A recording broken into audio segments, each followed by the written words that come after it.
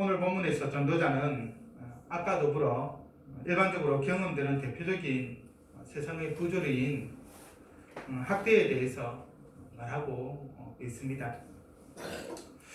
여기서 다시 한번 제 첫 어구에 나타나는 해 아래에서라고 하는 이 표현이 무엇을 의미하는지를 간단하게 말하고 넘어가겠는데요. 이는 단순히 세상에서라고 하는 의미로 뜻으로 이해하면 좋을 것 같습니다. 특히 이는 영적인 세계를 배제한 현실 세상을 그대로 표현할 때 좀 서두로 사용하고 있는 관용구이죠. 하나님의 관점이 아닌 사람의 관점으로 바라보는 세상을 말합니다. 하나님이 없는 것처럼 생각하고 분명히 하나님께서 이 세상을 만드시고 다스리고 계시지만 하나님이 없는 것처럼 생각하는 그 가운데에 이 제약된 세상 가운데에서 어떤 일들이 일어나고 있는가라고 하는 것을 말하고자 할 때 해 아래에서라고 하는 표현을 사용을 합니다. 전도자는 악에 이어서 세상에서 행해지는 모든 학대를 살펴보았다라고 말합니다. 학대와 관련하여서 이 전도자가 본 것은 무엇입니까? 1절에 따르면 학대받는 자들의 눈물을 보았고 그들에게 위로자가 없다라고 하는 사실을 보았으며 학대하는 자들의 손에 권세가 있음을 보았다라고 말합니다. 먼저 학대라고 하는 것은 권세나 권력을 가진 자가 약자에게 과학한 대우를 하고 또 지배하고 힘의 행사를 하는 것을 말합니다. 기본적으로 힘 있는 자가 약자를 괴롭게 하는 것을 말하는 것이죠. 조금 좁은 뜻으로 이해하자면 의도적이나 의도하지 않았느냐에 관계없이 대상과의 특별한 관계 가운데에 있는 자가 타인에게 불필요한 고통을 주는 것을 통칭할 때 학대라는 말을 사용합니다. 학대를 이렇게 정의한다고 한다면 소수민족이나 외국인 권력자들, 또 우리나라 같은 경우 이주 노동자들이 될 수도 있겠죠. 특히 동남아 지역의 사람들, 또 중동의 사람들, 또 그런 사람들을 표현할 수 있을 것입니다. 여성들, 노인들, 아이들, 장애인들, 성소수자들, 특정 질병을 앓고 있는 자들에 대한 차별 등이 바로 학대에 해당한다라고 말할 수 있을 것입니다. 그리고 부모와 자녀, 시부모와 며느리, 선생과 학생, 사장과 직원 등의 그런 상하관계에서 학대가 일반적으로 또 많이 발생을 하죠. 그리고 일본군 위안부 할머니나 일본군 강제징용 노동자들, 그리고 최근 또 과거사와 관련하여서 이슈화되고 있는 형제복지원 입소자들, 또 넓은 의미에서 보면 학대에 해당한다라고 말할 수 있을 것입니다.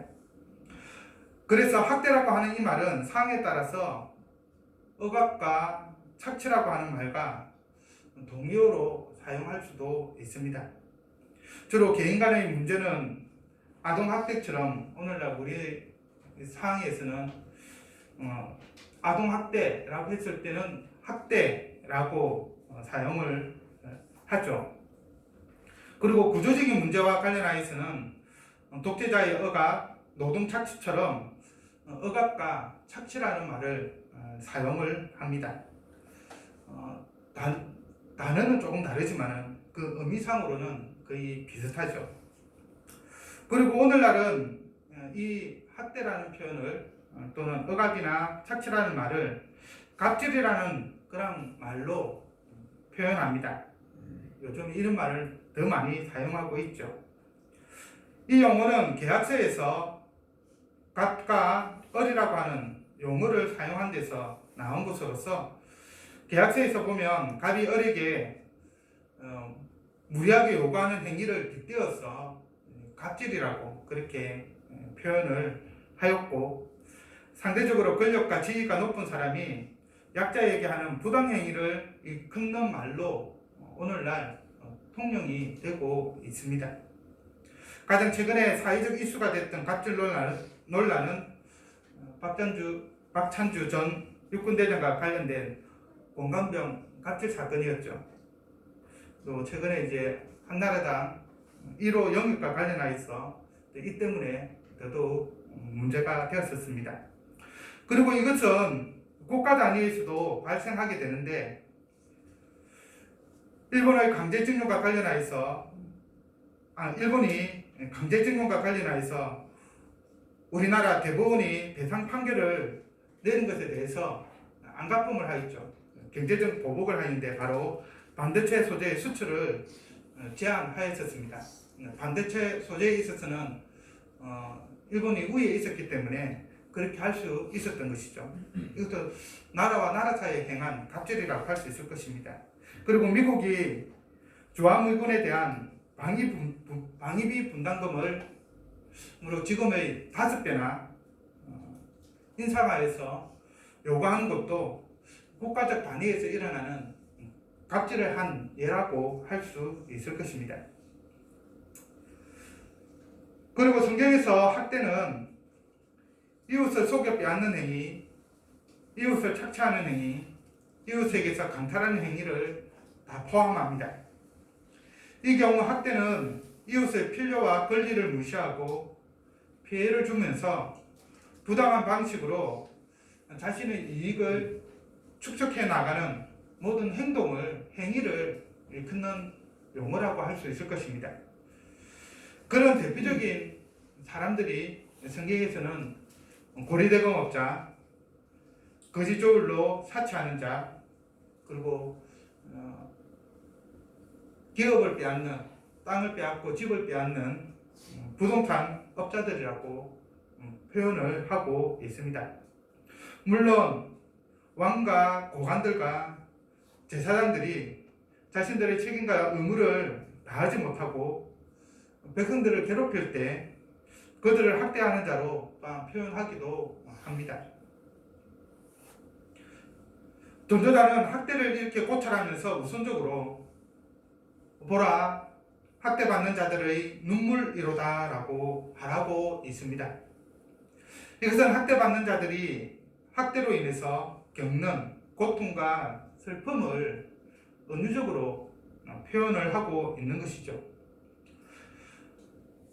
전도자는 굳이 학대받는 자들이 어떤 학대를 받았는지 구체적인 상황에 대해서 일일이 나열하지 않습니다.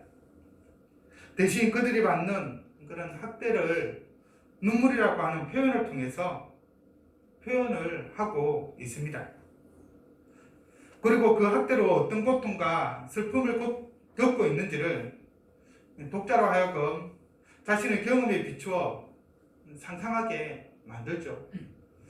내가 어떨 때 눈물을 흘렸던가, 내가 어떤 학대를 받고 눈물을 흘렸던가 스스로 감정이입해서 생각해보게 하고 있는 것입니다. 그리고 눈물은 학대받는 자들이 학대에 대응할 어떤 수단과 방법도 가지고 있지 않아서 슬픔과 자책과 나약함과 그리고 내일 다시 반복될 학대를 생각하며 절망과 고통 속에 울음으로 밤을 지새우는 것을 그밖에 하지 못하는 것을, 그런 사안들을 간접적으로 보여주고 있습니다. 그러면 학대받는 자들이 이렇게 눈물로 밤을 지새우는 이유는 무엇입니까? 물론 학대를 받기 때문이겠죠. 그 외에 전도자는 학대받는 자들이 눈물을 흘리는 이유에 대해서 그들에게 위로자가 없기 때문이라고 말하고 있습니다. 전도자는 2번이나 반복하여서 그들에게 위로자가 없도다라고 말합니다. 학대받는 자들은 학대로 인한 고통 때문에 눈물을 흘리지만 그것보다 더 근본적인 이유는 그 고통에서 벗어나게 해줄 수 있는 어떤 위로자도 없다라는 사실 때문에 눈물을 흘리는 것이죠. 여기서 말하는 위로자는 단순히 옆에서 학대받는 자에게 위로와 격려의 말 몇 마디를 던지는 그런 사람을 말하지 않습니다. 욥은 그를 위로하기 위해 온 세 친구를 향하여서 재난을 주는 위로자들이라고 표현을 했죠.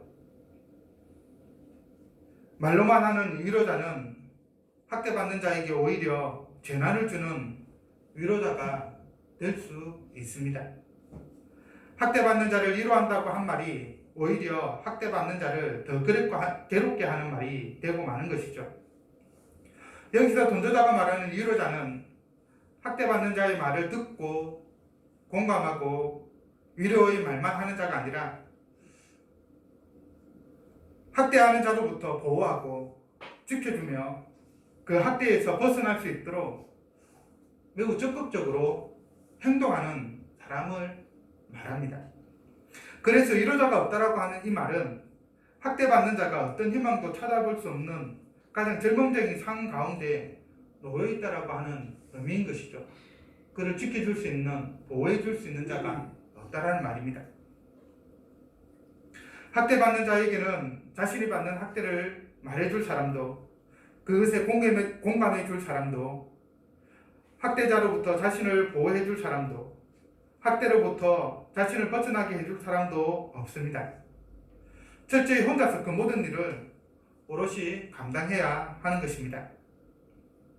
예를 들어 6살 아이가 20kg이나 되는 짐을 혼자서 옮겨야 한다라고 한번 생각을 해보십시오. 어떻게든 옮길 수는 있을 것입니다. 그러나 거의 불가능하죠. 그와 같은 일을 매일 혼자서 감당한다라고 한번 생각을 해보십시오. 그에 따른 고통과 슬픔은 말로 표현할 수 없을 것입니다. 불편부당한 대우를 받음에도 불구하고 학대받는 자들에게는 위로자가 없습니다. 그를 도와줄 자도 아무도 없습니다. 이렇게 학대받는 자들에게 위로자가 없는 반면에 학대하는 자들에게는 권세가 있습니다. 위로자가 없다라고 말은 말과 권세가 있다라는 말이 이 본문에서 대조를 이루고 있죠. 그렇게 본다면 대조를 이루고 있다라고 한다면 위로자가 없다는 말은 권세가 없다는 말과 동의어라고 할 수 있을 것입니다. 학대하는 자들은 이 권세를 가지고 상대적으로 힘이 없는 자를 학대하는 것이죠. 이 권세는 정치 권력일 수도 있고 사회적 지위일 수도 있고 재력일 수도 있고 인맥일 수도 있고 어쨌든 어떤 힘을 행사하게 되는 그 모든 근원을 나타냅니다. 학대하는 자들은 타인이 가지지 못한 힘을 가지고 있으면서 그 힘으로 타인을 학대하고 괴롭히고 억압하고 착취합니다. 이처럼 학대에 있어서 가장 큰 특징은 학대하는 자가 권력과 권세를 가지고 학대받는 자는 아무 힘이 없이 그저 학대하는 자의 학대를 받아들인다는 사실입니다. 학대하는 자는 권세를 가지고 있고 힘이 없는 자는 학대를 받는 것. 이것은 세상의 또 다른 부조리함이죠. 왜냐하면 세상을 창조하신 하나님이 사람들에게 권세를 허락하신 것은 힘이 없는 자를 학대하라고 억압하고 착취하라고 준 것이 아니기 때문입니다. 출애굽기 22장 21절과 22절에 보면 하나님께서 이스라엘 백성들에게 율법의 말씀을 주시면서 다음과 같이 명령하십니다. 너는 이방 나그네를 압제하지 말며 그들을 학대하지 말라. 너희도 애굽 땅에서 나그네였습니다. 너는 가부나 고아를 해롭게 하지 말라. 나그네, 고아와 가부는 당시 가장 약한 자들의 대명사로 사용하고 있었던 부류였습니다. 그리고 솔로몬의 시로 알려진 시편 72편에서 솔로몬은 왕이 하는 일과 자기가 이야기하는 왕에 대해서 이야기하고 있는데 그 왕이 앞으로 할 일에 대해서 언급하면서 다음과 같이 말합니다. 그는 궁핍한 자가 부르짖을 때에 건지며 도움이 없는 가난한 자도 건지며 그는 가난한 자와 궁핍한 자를 불쌍히 여기며 궁핍한 자의 생명을 구원하며 그들의 생명을 압박과 강포에서 구원하리니. 왕이 하는 일이 가난한 자들을 도와주고 억압받는 자들을 보호하고 구원하는 일이라고 분명히 말하고 있죠.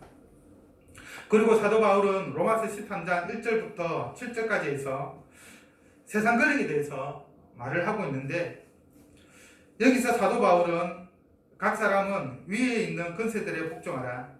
권세는 하나님으로부터 나지 않음이 없나니 모든 권세는 다 하나님께서 정하신 바라라고 말하고 있습니다. 그러면서 다스리는 자들은 선한 일에 대하여 두려움이 되지 않고 악한 일에 대하여 되나니 내가 권세를 두려워하지 아니하려니와 선을 행하라. 그리하면 그에게 칭찬을 받으리라. 그는 하나님의 사역자가 되어 내게 선을 베푸는 자니라. 그러나 내가 악을 행하거든 두려워하라. 그가 공연히 칼을 가지지 아니하였으니 곧 하나님의 사역자가 되어 악을 행하는 자에게 진노하심을 따라 보응하는 자니라 라고 말하고 있습니다. 사람이 가진 권세는 궁극적으로 하나님께서 주신 것이죠. 그래서 각 사람은 그 권세에 복종해야 합니다. 왜냐하면 권세에 복종하는 것은, 세상 권세에 복종하는 것은 그 권세를 주신 하나님께 복종하는 것이 되기 때문입니다. 그리고 하나님께서 권세를 주신 것은 악을 심판하기 위함입니다. 권세를 가진 자는 권세를 가진 하나님의 선하심을 따라서 이 땅에서 그 권세를 가지고 악한 자를 심판해야 하는 것이죠. 그래서 하나님의 공의를 세우는데 앞장서야 합니다. 그리고 선을 행하는 자들이 계속해서 선을 행할 수 있도록 악한 자들이 선한 자를 괴롭히지 못하도록 지켜주고 보호하는 역할을 해야 합니다. 약자를 불쌍히 여기고 그들을 도우며 그들을 압박과 강포에서 구원해야 할 의무가 바로 이 권세를 가진 자들에게 있는 것입니다. 하지만 해 아래에서 권세자들이 자신들의 책무를 저버리고 학대하는 이유가 무엇일까요? 이렇게 하는 경우가 그렇게 많이 보지를 못하지 않습니까? 더 많은 경우에 그들이 가진 그 권세로 약자들을 보호하기보다는 약자들을 학대하고 억압하고 착취하는데 과연 그 이유가 무엇일까요? 이에 대해 잠언 14장 31절은 가난한 사람을 학대하는 자는 그를 지으신 이를 멸시하는 자요라고 말하고 있습니다. 권세를 가진 자가 학대하는 것은 근본적으로 하나님을 믿지 못하기 때문에, 하나님을 멸시하기 때문에 그렇게 하는 것입니다. 하나님이 자기에게 권세를 주셨다라고 생각하지 않습니다. 그 권세를 주어서 약한 자들을 도우라고 주신 것이라고 생각하지 않는 것이죠. 스스로의 힘으로 권세를 쟁취했다고 생각합니다. 그래서 그 권세로 자기가 하고 싶은 대로 다 할 수 있다라고 생각을 하고 자기의 욕심에 따라 그 욕망에 따라 행동하는 것입니다. 그리고 하나님을 멸시하는 사람은 그 본성이 악한 채로 그대로 남아있는 사람들이죠. 본성이 악하기에 근본적으로 권세를 악한 데 사용할 수밖에 없습니다. 약자를 학대하여서 자신의 이익을 축적하는 데 사용하는 것이죠.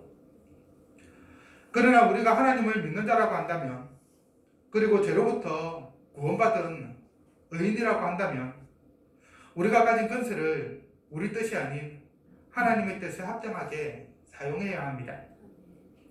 야고보서 1장 27절은 하나님의 아버지 앞에서 정결하고 더러움이 없는 경건은 곧 고아와 과부를 그 환난 중에 돌보고 또 자기를 지켜 세상에 물들지 아니하는 그것이니라 라고 말하고 있습니다.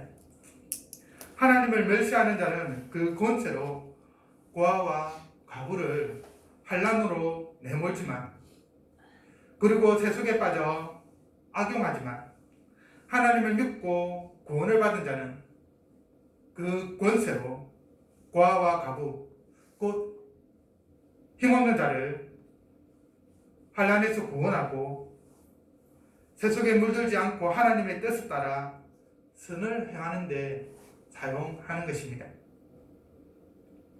하지만 하나님을 부정하는 세상에서 권세를 가진 자들의 학대는 곳곳에서, 사회 곳곳에서 일어나고 있습니다.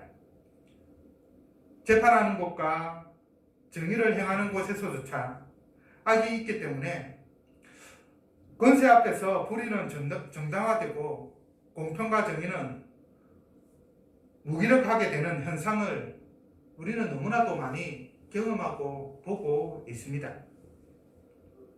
권세 가진 자의 학대가 정당화되고 학대받는 자는 어떤 도움도 받지 못합니다. 정의가 이루어져야 할 재판정에서조차도 정당한 대우를 받지 못하는 것이죠. 학대받는 자는 유례자가 없는 그 현실을 평생을 살아가야 됩니다. 이 같은 현실 앞에 전도자는 다음과 같은 결론을 내립니다. 그것은 아직 살아있는 자보다 죽은 지 오랜 죽은 자들이 더 복되고, 이 둘보다 아직 출생하지 않아 세상의 악한 일을 보지 못한 자가 더 복되다라고 말하고 있는 것입니다. 전도자가 이런 결론을 내린 이유는 명백하죠.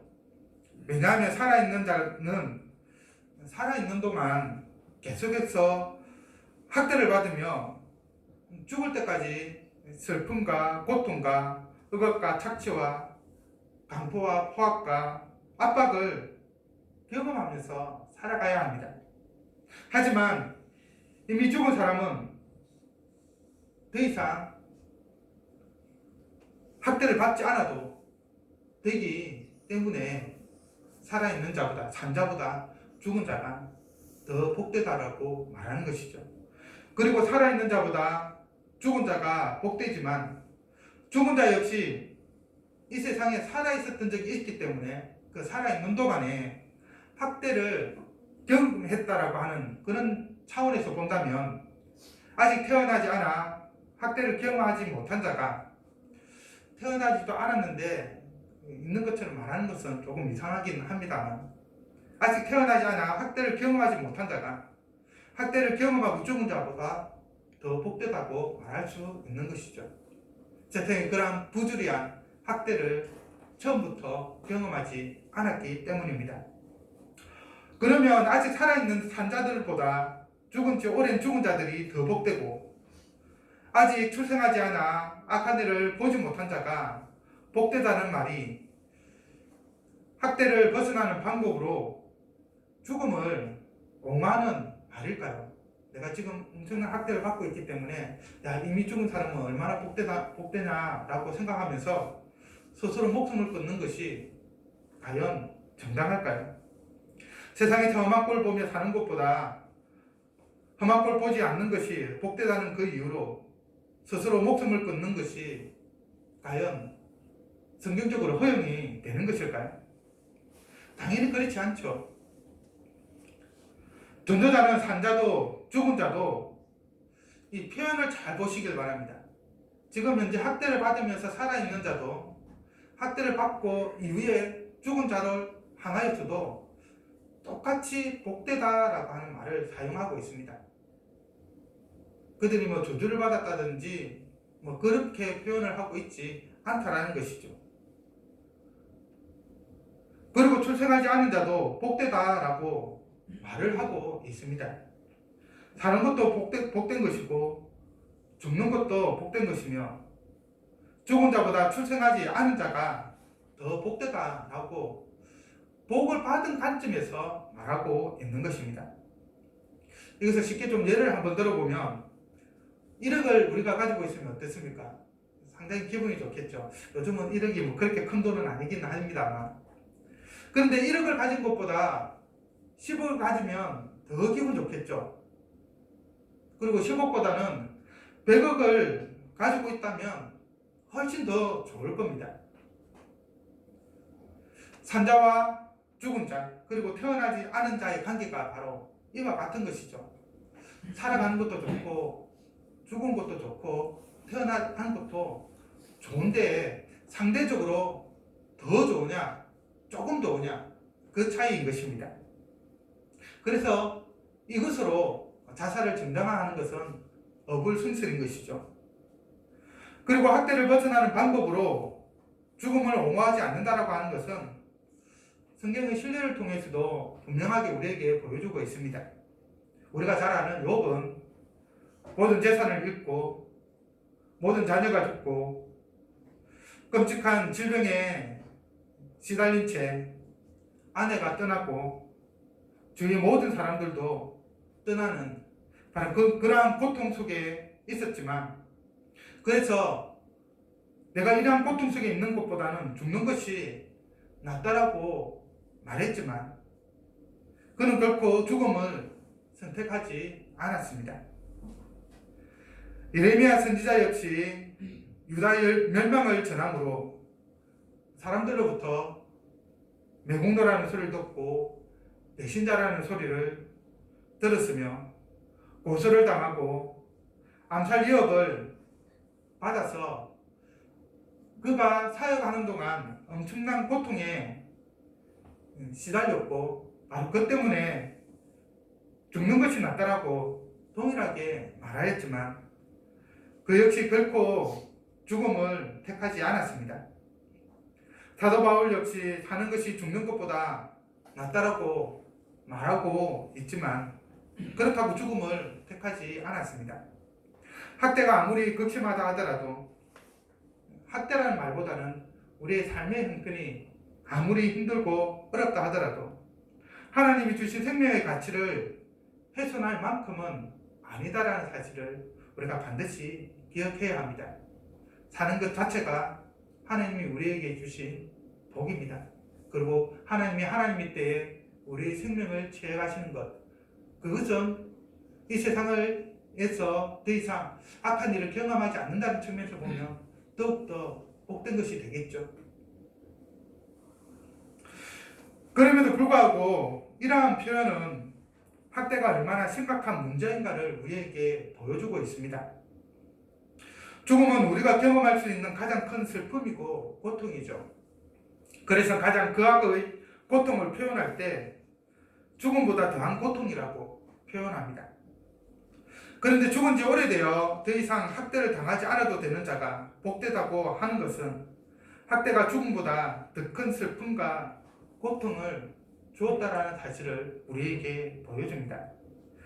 그리고 태어나서 살아간다라고 하는 것은 참으로 기쁜 일이고 복된 일입니다. 그런데 학대는 삶을 자학의 슬픔으로, 자학의 고통으로 만들어버리죠.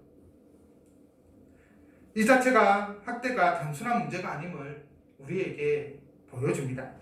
그런 점에서 학대는 학대하는 자와 학대를 받는 자, 그리고 이로자의 관계는 약간 알레고리적으로 적용을 해보면 마귀와 우리 사람과 예수님의 관계로 예수님의 관계에 적용해 볼 수 있습니다. 곧 학대하는 자는 마귀고 학대받는 자는 우리 인생이며 위로자는 예수님이십니다. 본문에서 학대하는 자는 권세를 가지고 있다라고 말하고 있죠. 마찬가지로 성경은 마귀를 공중의 권세에 잡은 자로 흑암의 권세를 가진 자로 표현하고 있습니다. 학대받는 자는 위로자가 없어 학대를 계속해서 받습니다. 공중의 권세 잡은 자요 흑암의 권세를 가진 마귀는 우리를 죄와 사망으로 그리고 거기에서 유래하는 다른 모든 불행한 일들로 질병이라든지 사고든지 근심이든지 걱정이든지 그 모든 것들로 우리의 인생을 고통스럽게 합니다. 마귀는 우는 사자같이 두루다니며 성결자를 찾아 우리를 지옥의 고통 속으로 밀어 넣으려고 합니다. 우리 인생에 위로자가 없다면 마귀의 권세하에서 속수무책으로 고통당할 수밖에 없습니다. 우리가 고통 가운데 있는 것은 마귀의 권세를 이길 위로자가 우리에게 없기 때문입니다. 이 위로자는 바로 예수님이시죠. 예수님은 십자가에서 죽으시고 부활하심으로 마귀의 모든 권세와 사망의 모든 권세를 이기셨습니다. 그리고 마귀의 권세하에서 학대받는 우리를 구원해 주셨습니다. 위로자가 없을 때 우리는 마귀의 고통 가운데 살아가지만 그러나 위로자이신 예수님이 계실 때는 이제 더 이상 그 고통 가운데 살아갈 필요가 없는 것이죠. 예수님을 믿지 않는 자들에게는 위로자가 없기 때문에 이 세상에서 마귀의 학대로 말미암아 끊임없이 고통 속에 살아갑니다. 하지만 예수님을 믿는 자들에게는 예수님이 위로자가 되시어 마귀로부터 구원해 주시기 때문에 마귀가 주는 고통을 더 이상 받지 않아도 되고 오히려 우리의 위로자 되신 예수님으로부터 천국의 즐거움을 부여받아서 기쁨 가운데 살아가게 됩니다. 예수님은 이사야의 말씀을 인용하여 당신이 오신 목적을 우리에게 분명하게 알려주셨죠. 주의 성령이 내게 임하셨으니 이는 가난한 자에게 복음을 전하게 하시려고 내게 기름을 부으시고 눈먼 자에게 다시 보게 함을 전파하며 눌린 자를 자유롭게 하고 주의 은혜의 해를 전파하게 하려 하심이라 하였더라. 우리는 학대받는 자로 권세를 가진 학대하는 자 마귀 아래에 있어 가난한 자요 눈먼 자요 눌린 자가 되어서 고통을 당하였습니다. 마귀가 학대하면 그 학대를 오롯이 우리가 그대로 다 받은 것이죠. 하지만 하나님의 아들이신 예수님이 사람의 몸을 입고 이 땅에 오셔서 우리의 위로자가 되어 우리가 받아야 할 이 학대를 대신 받으시고 죽으셨습니다. 우리의 위로자가 되신 것이죠.